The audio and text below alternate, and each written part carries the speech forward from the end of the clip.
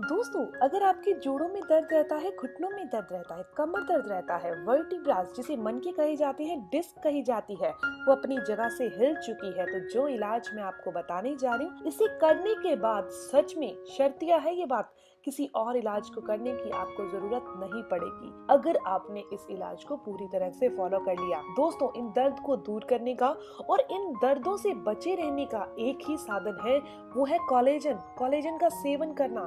आपको सुनकर हैरानी होगी कि ये कोलेजन हमारे शरीर को एक साथ जोड़ के रखने का काम करता है।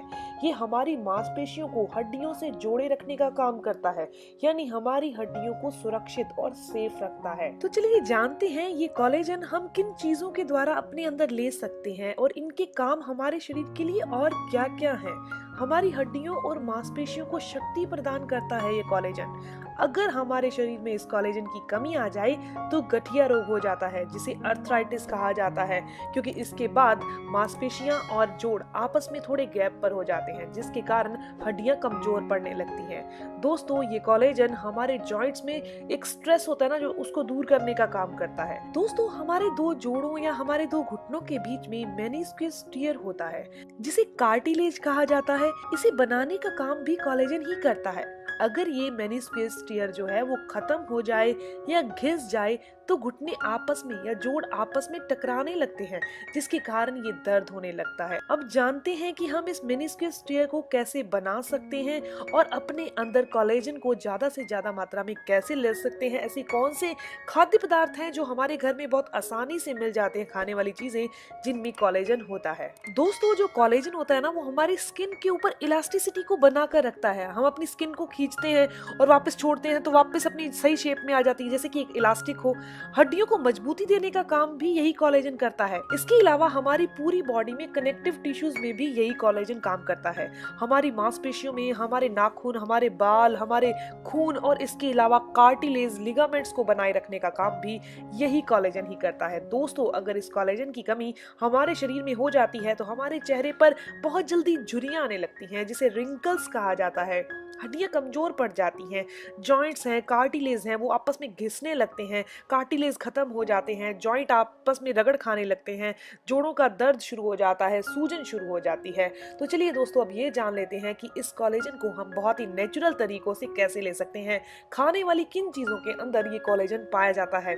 दोस्तों, सबसे पहली चीज जो हमारे किचन में बहुत आसानी से मिल जाती है वो है गार्लिक, यानी कि लहसुन। लहसुन के अंदर 33 तरह के सल्फर्स होते हैं जो कि कोलेजन को बनाने का काम करते हैं। अगर आप रोजाना 2 कली लहसुन खाते हैं, अब गर्मियां चल रही हैं तो जिनके शरीर का नेचर पित्त प्रकृति का है तो वो 2 कली लहसुन रात को पानी में भिगो दें और सुबह आपने इस लहसुन को भी खा लेना है और इसका पानी भी पी लेना है। ऐसा करने से पित्त प्रकृति होने के बाद भी आपको इसके नुकसान नहीं होंगे। इसके अलावा दूसरी चीज जो हमारे किचन में मिल जाती है और एक सब्जी के रूप में मिलती है वो है कैप्सिकम, जिसे शिमला मिर्च कहा जाता है। और शिमला मिर्च के अंदर भी ये कोलेजन काफी अच्छी मात्रा में पाया जाता है, लेकिन आपने इस कैप्सिकम यानी कि शिमला मिर्च को कच्चे रूप में ही सेवन करना है। पका कर खा रहे हैं तो इसका कोलेजन नष्ट हो जाता है।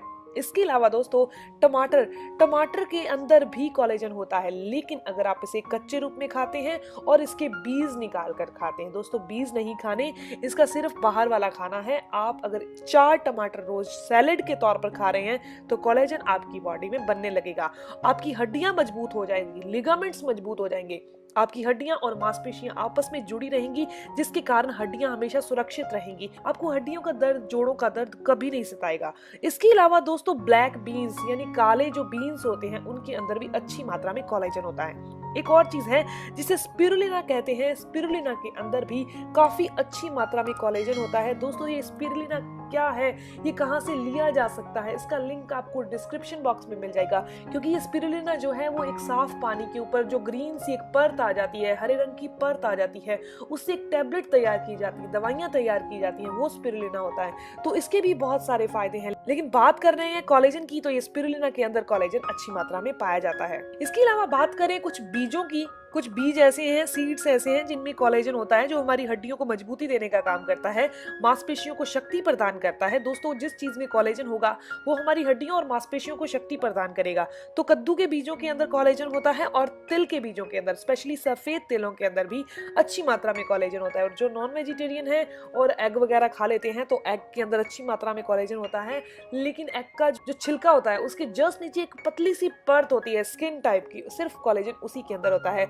ना तो व्हाइट वाली के अंदर होता है, ना एग के अंदर होता है जो आप नेचुरली खाते हो, लेकिन उसकी जो पतली सी स्किन होती है उसके अंदर ही कोलेजन होता है। दोस्तों ये जानकारी यही तक थी। अगर आपकी हड्डियों में दर्द है, मांसपेशियों में दर्द है, जॉइंट पेन की समस्या है, तो आज से ही आप अपनी डाइट के अंदर गार्लिक, लहसुन का सेवन शुरू कर दीजिए, वो भी कच्ची का। टमाटर शुरू कर दीजिए, वो भी कच्चे, दोपहर के टाइम खाने। इसके अलावा शिमला मिर्च कच्ची खानी शुरू कर दीजिए, आपको ये दर्द कभी नहीं सताएंगे। दोस्तों ये जानकारी, ये इन्फॉर्मेशन यहीं तक थी। अगर आपको ये जानकारी अच्छी लगी, आपके काम की है, तो इस वीडियो को जरूर लाइक कीजिएगा, अपने फ्रेंड्स के साथ जरूर शेयर कीजिएगा, ताकि बहुत सारे लोगों को इसके बारे में जानकारी हो सके। मिलते हैं दोस्तों नेक्स्ट वीडियो में, तब तक के लिए गुड बाय।